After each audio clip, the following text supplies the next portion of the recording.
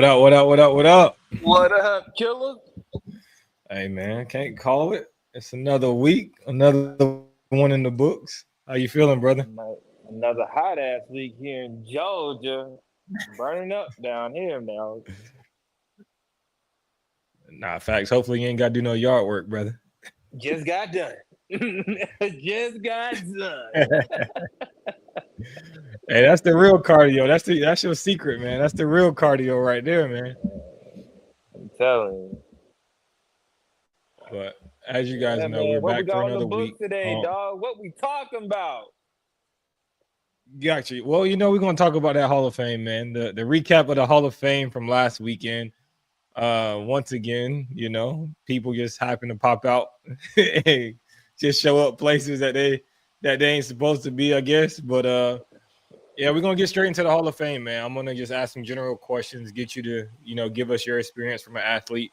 The reason I love I could say when you compete at places or when we go to places and coach or even spectate, we get to give insight on a show, things that we see, things that we like, and we're not just vouching for shows based off of the strength of who we know or the promoter. Like, we could give realistic feedback on shows. So that's why I like how you've been going to a bunch of shows, and I think I've been to a few shows this year, and we're giving realistic feedback on how these things are going.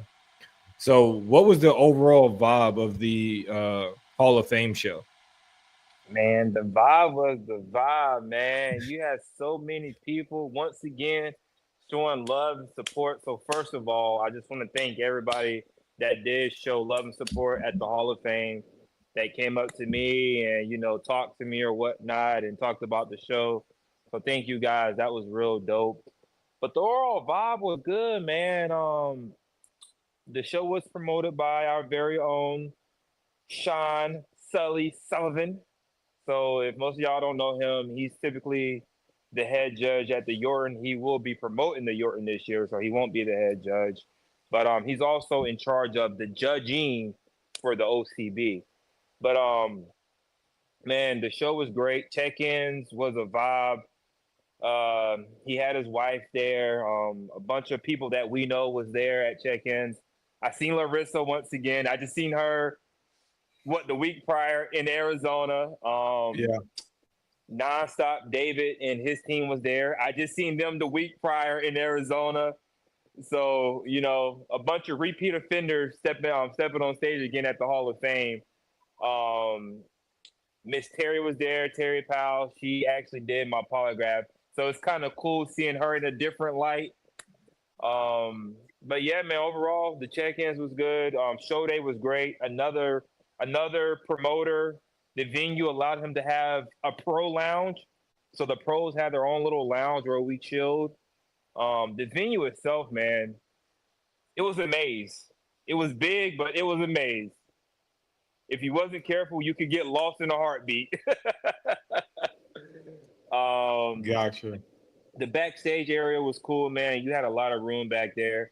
And the thing that I liked about this particular show and the way he had it set up, you was not just waiting backstage. You was in the pro lounge, and when it was like almost time for you to go on stage, that's when they would come get you from the pro lounge and take you to I call it the warm-up area in the back, where you could pump up a little bit. Hey, where you could pump up a little bit, and then you go on stage and do your thing. So overall, man, the show was great. The athletes that was there, once again, they were so appreciative to step on stage with me. But to me, it's the other way around now. Like, I'm just appreciative to step on stage with them. You know what I'm saying? So it was a great show, dude.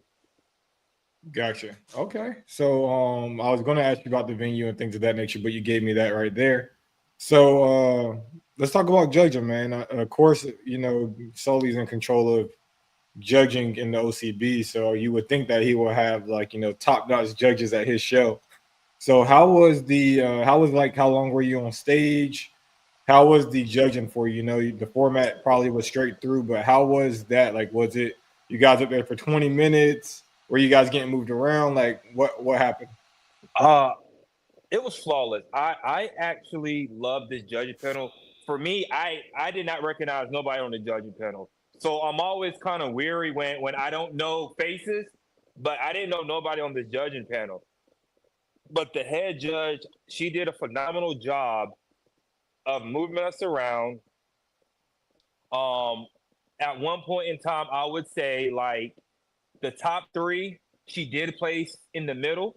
I felt like she did, and I love that. You know what I'm saying? Like we knew what it was, so that kind of makes us get more into it. You know what I'm saying? Because we know we're battling for one of them top three spots. Per se, when you're on the outside, I think you talked about it last week. When you're on the outside, people lose hope and give it up because they're like, "Damn, I'm not in the middle." But I think she made it very competitive when she did put, who she thought her top three was in the middle, and we were able to battle it out like that. Stage time was perfect, man. I have no complaints at all, man. To me, the judging panel was A1, and they did their thing for sure. Okay. Nah, I love to hear that, especially. I think that's a big thing when everyone always asks, "How's it judged?" or "What's going on?" And I think I have a quick story about like judging one time, like because I don't want anybody to be like take your comment like sideways, right? Like we know a lot of people in the OCB. We go to a lot of shows. We know a lot of promoters. We know a lot of judges because we probably judged on similar panels. Right. But that by no means I don't want anybody to be like, oh, they get politics or they get people in their favor or biases, right? So I think I always tell people like my biggest win to myself or that I consider was my biggest win was when I went to Arizona. It was a similar feeling that you just felt this weekend where I walk out on stage and I coach my guys to look at the judges. Like look at them in their faces, like show them attention because they're probably going to be looking at you as well. Right. And I didn't know not one of those people, none of them. Right. Right. So it gave me that feeling of like it gave me the same feeling of going to another organization and nobody, I'm not going to say they don't know who you are, but they probably never seen you. They don't know anything about you. And they still chose to award you that day. You know what I mean? It's almost like you earned that. Like I feel like I earned all my placings, right? But I feel like when you go in front of people that you do not know, it's like, oh, this person don't know me from a can of paint, and I still was number one. You know what I mean? So that way nobody can be like, oh, bias or he knows this person. Like that's why I like going to different organizations or even going to shows where I don't know anybody. No, absolutely. And like you said, Arizona was the exact same way last weekend. I did not recognize nobody on that judging panel. And the thing about it is, I don't want to recognize anybody on the judging panel because when the same judge keeps seeing you and seeing you and seeing you, like they're going to really nitpick at your physique and like, well, which I know people say they don't do this, but essentially in your head, you're like, well, I've seen him better. You know what I'm saying? Like it happens all the time. I've seen him better. So I like being in front of new judges. Nah, facts. Because then it's like, if this is my first time in front of you, then I can really show you who I am. Like you don't have a previous disposition of how you think I should look. Because I always tell people like the hardest competitor, and this is super cliche, but the hardest competitor you're ever gonna have to face is what somebody remember was your best. Like if somebody seen you last year or at a previous show 2 weeks or 3 weeks earlier, and you were a little bit tighter, they're gonna be like, "Oh, he was better last week," even though they're supposed to be dragging you to that lineup. So that may give that person who's super close to you that edge. Or it's like even if you compete in the same show as somebody, and then it's kind of like you compete in the same show as somebody, they get a little bit better, and then they be like, oh, this person got better, I'm going to award them this time. You know what I mean? Yep. So it's one of those things where I kind of, like you said, I like seeing new faces. I like being in front of new people because it's a newfound respect from that person that you gain once you get that first place in front of them. So, but yeah, that's my story, Tom. Let me get back to the Hall of Fame. So the one thing I want to ask you is, was there any like standout athlete that you've seen there, no matter the division, that you could think of that really was like either you knew this person and you saw them come in way better than they ever had, or it could be somebody who was brand new to you and you're like, oh, this physique, this person got it. So I definitely got to give props to Antoine. He's actually Magnum's and Jackie's client. Yeah. He won his class in Classic at Hall of Fame, but then he came in third overall. I know Okay. he's been getting at there for a while. He also did no gear. Great improvements this show. I was happy for him, bro. Like I was super ecstatic and happy for him that he won his class and then he placed top 3 in the overall. Second place, young guy, well, young man. He actually got his pro card last week in Arizona. He's part of Team Nonstop, and he got second overall at the Hall of Fame. So, hey, congrats to him. Let's see. The women, man, I think it was bikini. I think the second place winner, overall winner, I think she's like 19 years old, bro. So she has a bright future. Okay. I've had We got with her. some photos. Yeah. I got them on I got her page on Instagram. We should have came more. Well, I should have came more prepared, but yeah, like 19 years old. She got second overall in bikini. Shout out to Alex the Joker, Team Rare Breed. She won her class in bikini and she got third overall. And the overall winner, she looked phenomenal. I think it was Figure. I don't know the lady's name, but I think she won no gear. She got a pro card at no gear for Figure, but then she took home first place at Hall of Fame. Okay. So the women actually brung it, and I'm excited to see the Yorton this year, man. All these bodies coming out this early, and we still got 14, 15 weeks to go to the Yorton. Facts. So I think all the women categories are going to be tight. These bodies coming out this early and showing what they can do. And we might got pull up on a Saturday, brother. Man, I'm telling you, man, for real. Yeah, man. All right, so let's go ahead. Oh, all right. So I'm about to say let's I'm gonna move away from the show real quick. We'll get back to it. But how is your prep so far? You know, that's 4 shows, 4 wins. Is there anything you're doing differently for each show? Like you don't have to give out the secret sauce, but are you guys peaking differently or are you guys learning as you're going? Is there something new that you're constantly doing or we're something not doing different each show or is there something you're keeping consistent? Nah, everything's consistent, man. We're not doing anything different. I think we got the hang of it. We know how my body reacts to certain things. The most important thing that we dialed on within this span of 3 months on this show run was recovery. Recovery was really big for us. So as far as me, like you know me, man, I'm a dog in the gym. Like I like my heavy weights. So we pushed that way back. I was just in there 30 minutes probably doing a workout, just getting a light pump. But yeah, recovery was definitely the forefront for these past 4 shows. The food stayed pretty consistent. Each peak stayed pretty consistent. We did bring down cardio just a tad, just to allow a little bit more recovery. But like I was telling somebody yesterday, dude, like this is, and I think me and you had talked about it. At one point in time, bro, I would say I fell out of love with the sport and just, you know, the prep and everything. But I honestly got my joy back, man. Just seeing how many people receive me and, you know, just hearing the good things like, hey, man, you motivate me. Like that got my joy and love back into this, man. And I'm just rolling on, man. I told somebody yesterday, like, I am in my unbothered era, bro. Like, there's nothing no one can say to me that's going to bother me. Like, I don't care. Like, how many other people in the OCB that won 10 pro shows, then won 2 Yorton Cups? You know what I'm saying? Like, I'm proven. Like, I don't have to use nobody else's name for clout. I am him. So people still out here using my name for clout, messaging the other classic guys trying to talk junk. Hey, y'all can have it, man. When I was a child, I acted as such. I'm unbothered these days, dog. So was that you? Just curious. Was that you making your argument to be inducted into the Hall of Fame maybe next year? Nah, hey, if they want to do that later on down the road, that's on them.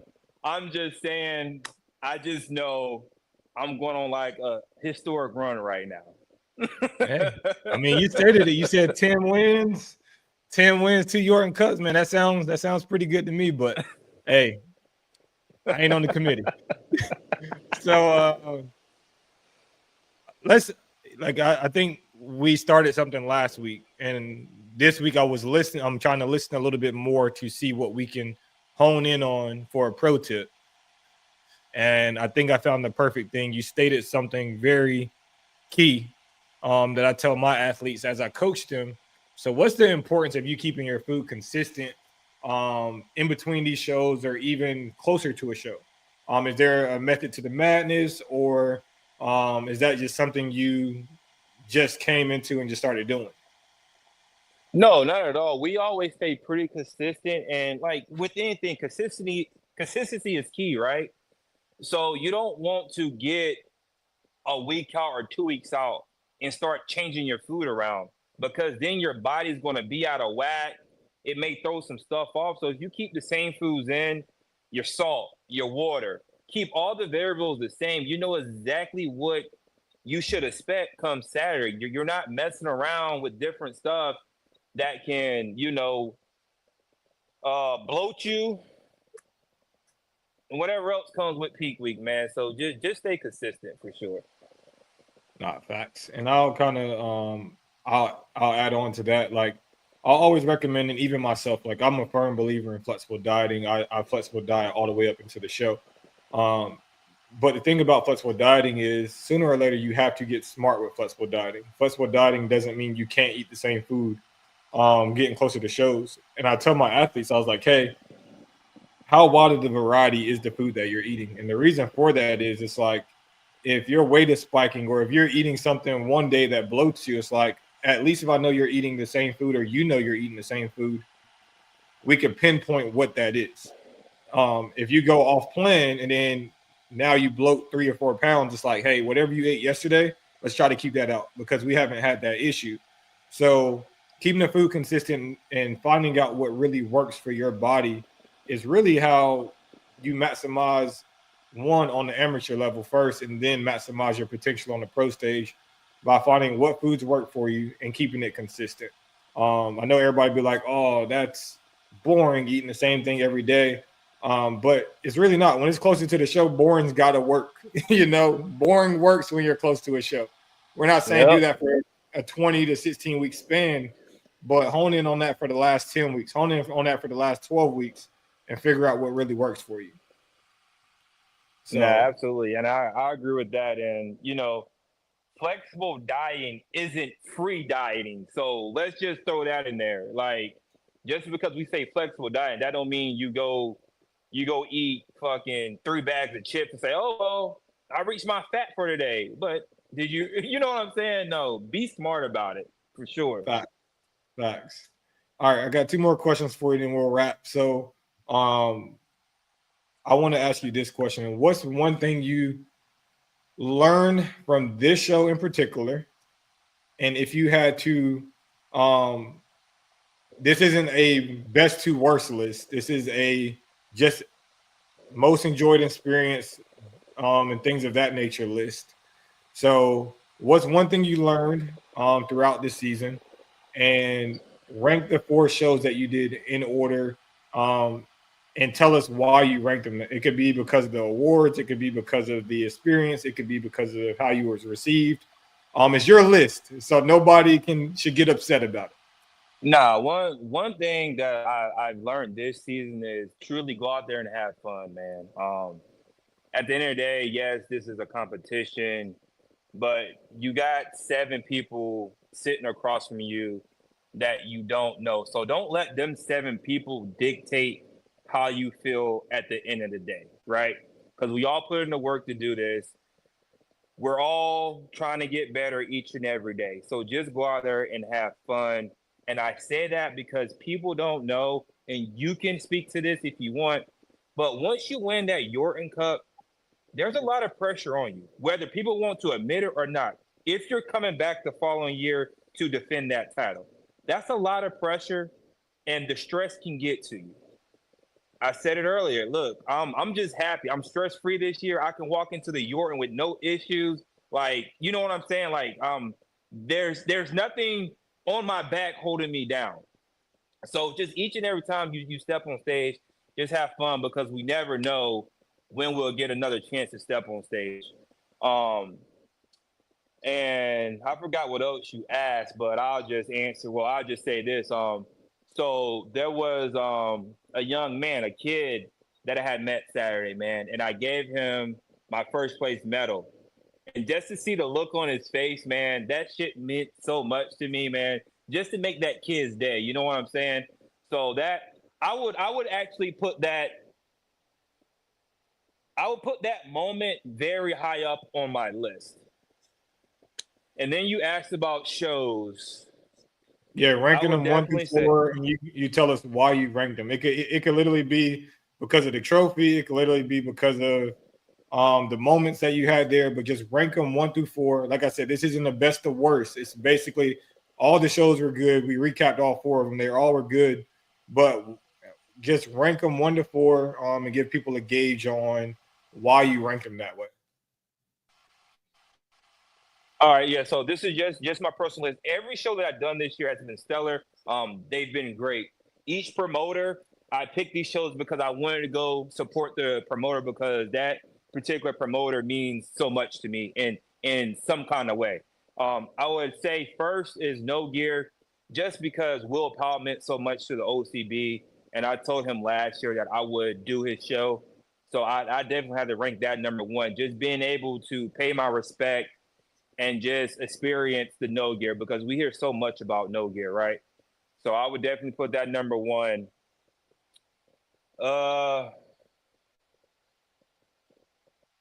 Number 2, I would say the Hall of Fame, just because I made that young man's day whenever I gave him my medal, just to see the look on his face. 3, I say Arizona. I actually liked the Arizona show. I did not like the time change or the heat, but the show itself, great production. Yvette did her thing. I would highly recommend that show to anybody. And then 4 was at the Magnum Muscle. Magnum Muscle, another awesome show. The awards was great. That was actually my first show of the season. So, yeah. Gotcha. So it sounds like the first 2 are there because of moments and the experience, right? Like you said, No Gear. I think they said supposedly No Gear was the most competitive show. That's what they said. Everyone's saying that was the most competitive 4 classic. I think that was you. I would have to agree. I would have to agree. You, Eli, and Donnie, which was a great top 3. The second one, like you said, it was a moment based. Like that moment carried your experience, like you said. None of these shows are negative. Like you said, the third one was Arizona. Yep. Yeah. And then 4th was the Magnum Muscle. Okay. Yeah. Cool. And I'm just, bro, like I'm just in the joy of this shit now, bro. Like the joy. Like that's all it is for me now, man. Joy. All right. So one more question. Because like I said, when we do these show recaps, and I expect for you to grill me the same way I'm grilling you whenever I step out, you know? Oh, don't worry about it. It's coming. So last and final question, because I don't want it to always seem like, oh, these guys are, because people already think we the feds and we work for the OCB, which we do not. They do not cut us checks, y'all. The checks we get are the ones we win. So just putting it out there. But if you had to give one room for improvement for the Hall of Fame, what would that be? Or what can he add to the show next year to make it better? I am kind of Sully. I'm talking to you, so I don't want nobody to go back and, well, Jamal said, Sully, hey, I'm talking to you. I wish I would have gotten a Hall of Fame medal. I was kind of jealous that I didn't get one. Maybe I was supposed to get one and just didn't get to me, but I would have loved the Hall of Fame medal, because them things were actually nice. We did get these beautiful crystal glass cups. Okay. This is real right here. So we did get these. But I would love the medal to add to my collection. And as far as improvements, I would say I would love, and I think every competitor can speak to this. I would have loved for some kind of weights to be there for the competitors instead of us, bringing our bands or whatever. Like I would love to have a pump up room where their weights is already there. That's the only thing I can really say. Like everything else was A1. His expediting crew was good. Like I said, he had a pro lounge where we could relax at. He had food there for us. I just wish there was, and that just might be a personal thing for me. I just wish there was some dumbbells or something laying around that I could have picked up and pumped up with. Okay. I love it. I bet that that medal will be getting delivered to you by Friday. I guarantee it. But once again, y'all, make sure y'all check out our sponsor, Chula Wear. Use the code Carolina Muscle eShell10. Y'all know it's time to wrap. This was a great episode. Check out the Hall of Fame. I'm pretty sure it is up on the live stream now. So until next time, we will have another episode for you next week. But until then, peace.